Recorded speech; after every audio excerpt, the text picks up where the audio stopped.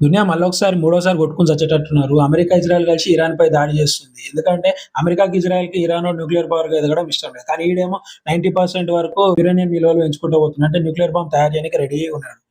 ఇగ ఇజ్రాయెలోడు కోపమొచ్చేసి nuclear sites మీద ఇరాన్‌పై దాడి చేసిండు.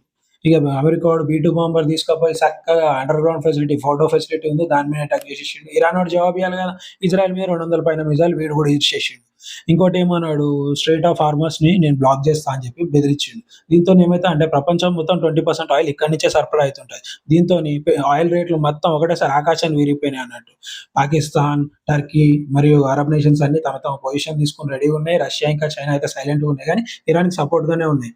అండ్ భారత్‌కైతే కొంచెం డిసప్పాయింటెడ్ వార్ ఇది. ఎందుకంటే మనకు చాబార్ పోర్ట్ డీల్ ఉంది ఇరాన్‌తోని. కాబట్టి ఇది ఒక లాస్ అనే చెప్పుకోవాలి మనం. అండ్ గల్ఫ్‌లో మనకి 6,00,000 పైగా ఇండియన్స్ పనిచేస్తుంటారు. ఒకవేళ ఆయిల్ రేట్లు గాని పెరిగినాయంటే మన ఇండియాలో గూడా ఆయిల్ రేట్లు, పెట్రోల్ రేట్లు అన్నీ పెరిగిపోతాయి. అండ్ చూసుకుంటే ఇది మనకు పైకి చూడనీకే ఇజ్రాయెల్ ఇంకా ఇరాన్ యుద్ధంలా కనబడుతుంది గానీ, యాక్చువల్‌గా అయితే ఇది అమెరికా, రష్యా, చైనా యుద్ధం జరుగుతుంది. ప్రాక్సీ వార్ అన్నమాట. మూడో ప్రపంచ యుద్ధం జరుగుతదా? జరగదా? అనేది వచ్చే 2, 3 వారాలలో తెలిసిపోతది. ఇక నేను ఉంటా మళ్ళా. మళ్ళొచ్చే వీడియోలో కలుస్తా. జై హింద్.